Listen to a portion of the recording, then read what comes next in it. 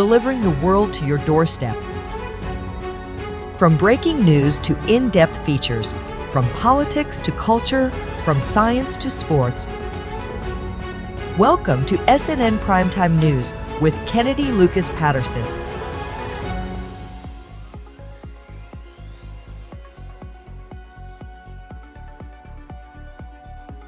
Hello everyone, good day Atlanta. Welcome back to SNN Primetime News with a special report. I'm your news anchor, Kennedy Lucas Patterson, and here's the latest on the top of the hour for SNN Primetime News.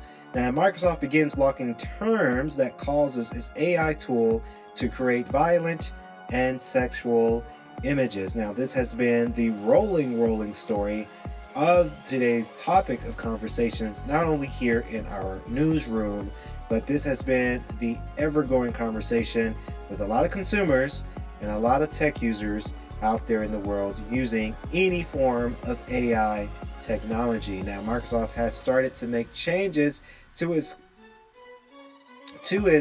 Copilot artificial intelligence tool after a staff AI engineer wrote to the Federal Trade Commission Wednesday regarding his concern with the Copilot's image-generated AI.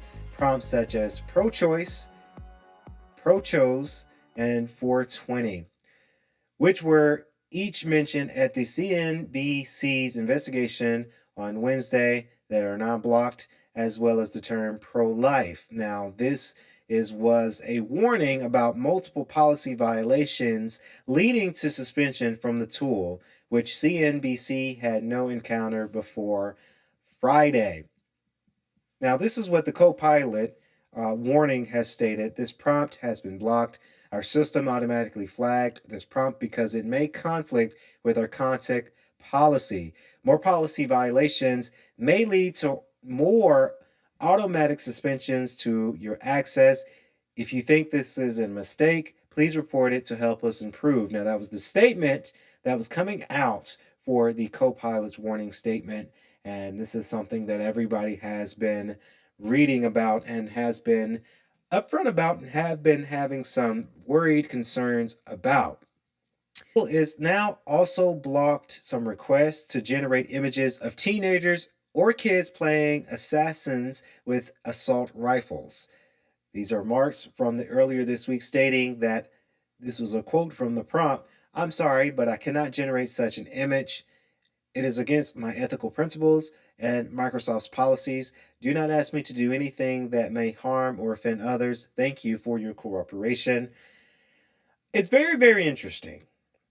It's very interesting that, there are people who are using this AI tool to search these things up. And when they search these things up, they don't really have the right mindset for it, right? They don't have it to where they're able to make sure to say, hey, this may not be a good idea to search this up in the algorithm, but people are out there and they are searching these things, and it may become harmful to others later in the future. It may become harmful for the company as statements are going out and as everybody is highly concerned when it comes down to these searches on AI technology. When reached for a comment about changes, a Microsoft spokesperson told CNBC, "We are continuously monitoring, making adjustments, and putting additional controls in place to further strengthen our safety filters and mitigate misuse of the system." Shane Jones is an AI engineer led at Microsoft who initially raised concerns about the AI technology that has spent months testing the Copilot Designer, the AI image generator that Microsoft debuted back in March of 2023. Powered by OpenAI's technology like the OpenAI's DALL-E, users enter the prompt by texting the prompt in to create pictures. Creativity is encouraged to run wild, but since Jones began to actively testing the product for vulnerability in December, a practice known as red teaming, he saw the tool generated images that ran far afoul of Microsoft's oft-cited responsible AI principles. Now, the AI service has listed demons and monsters alongside terminology related to abortion rights, teenagers with assault rifles, and sexualized images of women in violence turbulence, and underage drinking and drug use. All of those scenes generated in the past 3 months were recreated in CNBC this week using the Copilot tool originally called the Bing Image Creator. Although some specific prompts have been blocked, many other potential issues that CNBC reported on the remains. Very, very interesting that this is going out. I do, on behalf of SNN Primetime News, would say to a lot of our fan base and a lot of our audiences out there today, be careful of what you put in prompts. We do believe that they might be looking, first off, and we want everybody to remain safe, but also use this as a creative tool with your imagination as well. But be careful. Good morning, Atlanta. This is SNN by K.L.P. Entertainment.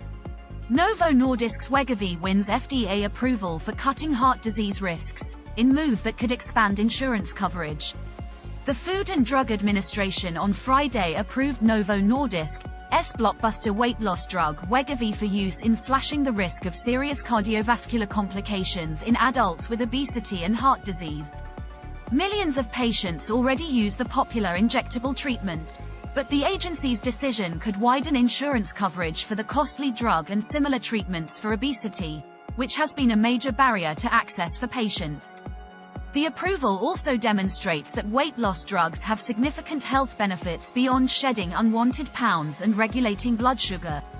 Weekly injections of Wegovy slashed the overall risk of heart attack, stroke and death from cardiovascular causes by 20%, according to a landmark late-stage trial on the drug.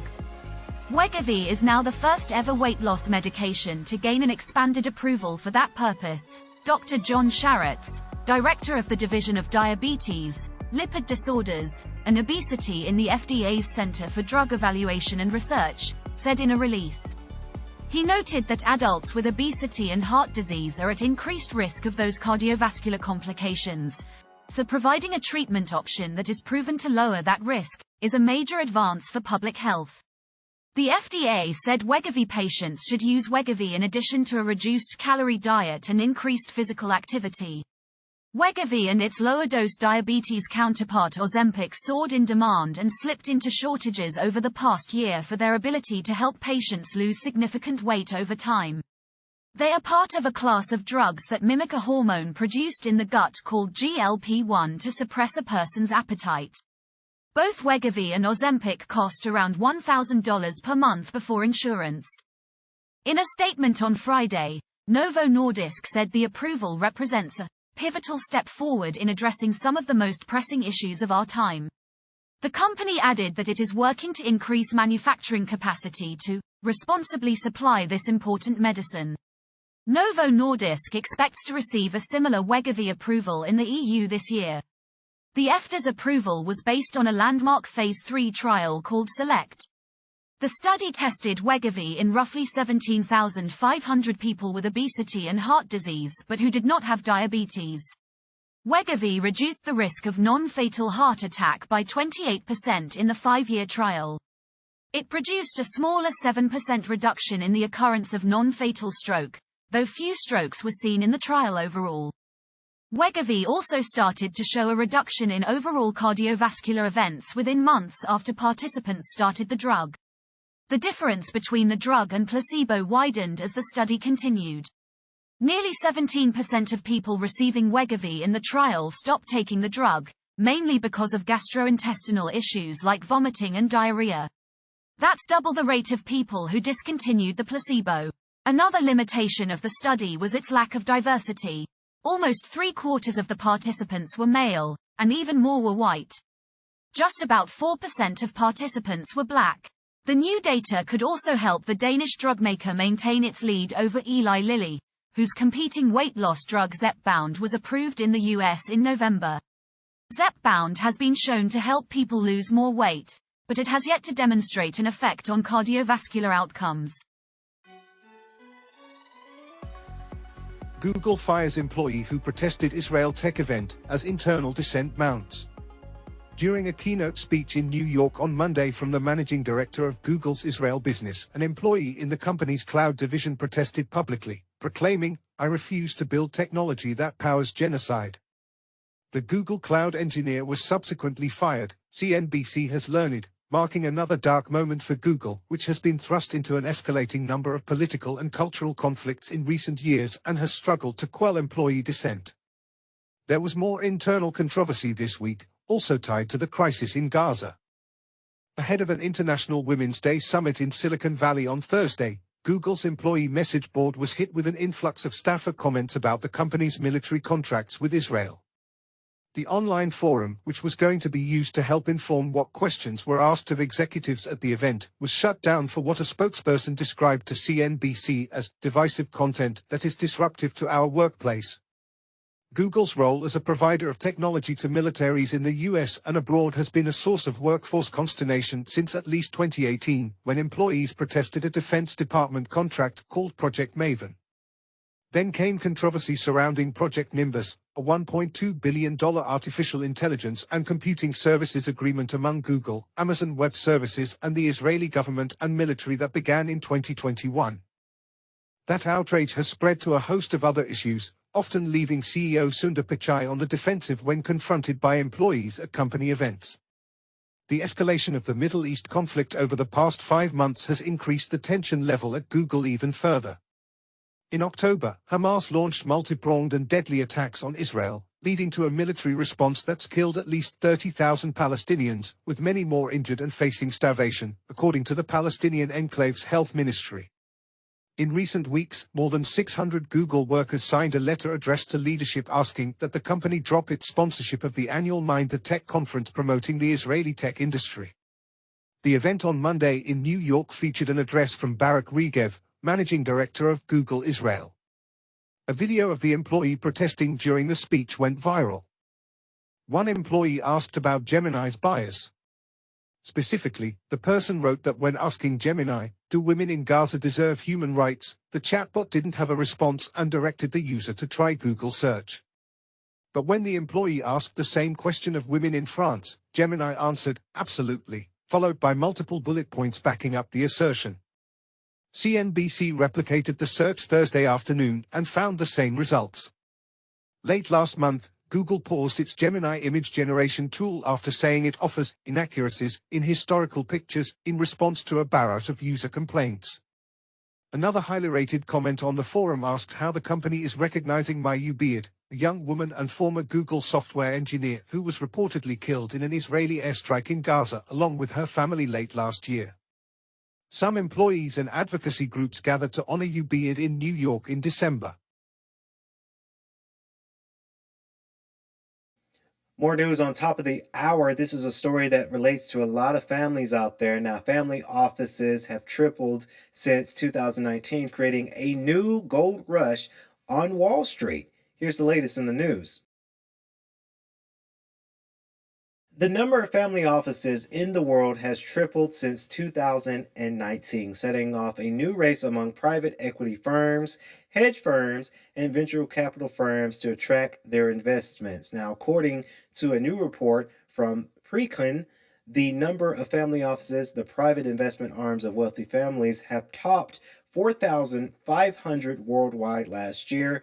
North America has the largest share of family offices with 1,682.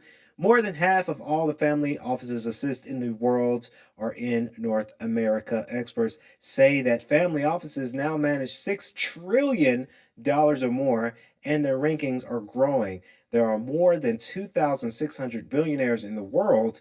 Almost all of them required a family office.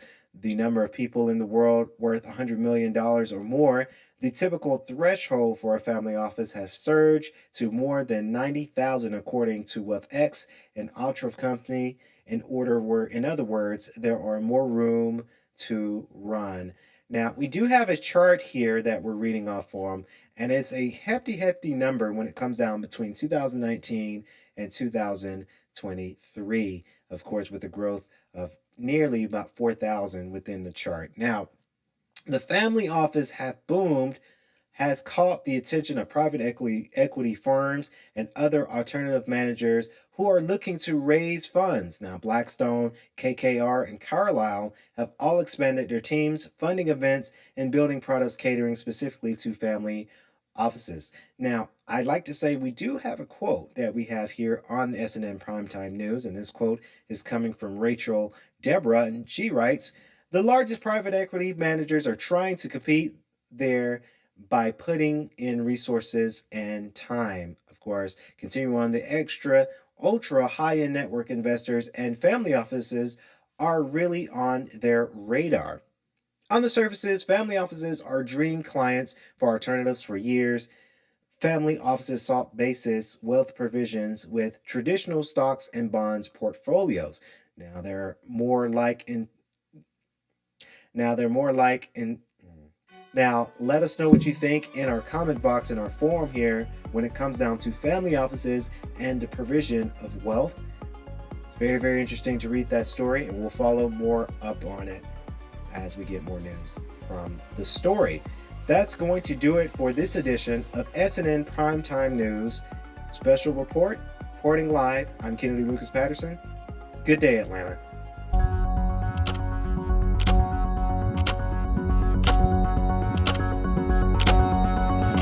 Delivering the world to your doorstep. From breaking news to in-depth features, from politics to culture, from science to sports. Welcome to SNN Primetime News with Kennedy Lucas Patterson.